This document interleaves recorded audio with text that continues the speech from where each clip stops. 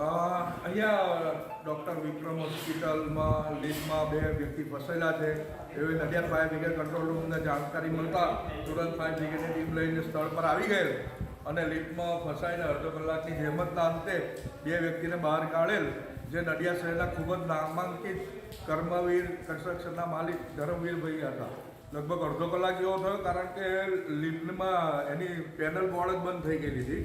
એટલે પેનલ બોર્ડમાં પણ અમે થોડી માથાકૂટ લિફ્ટના ટેકનિશિયન જોડે લાઈવ રહી અને કામગીરી કરી અને નીચેથી અમે અહીંયા ગ્રાઉન્ડ ફ્લોરેથી પણ અમે બીજી બાજુ કામગીરી ચાલુ રાખી. એ રીતે થોડીક સ્પેસ થતાં એનો દરવાજો અમે ખોલી નાખ્યો. દરવાજો ખોલીને 2 વ્યક્તિને બહાર કાઢી દીધા.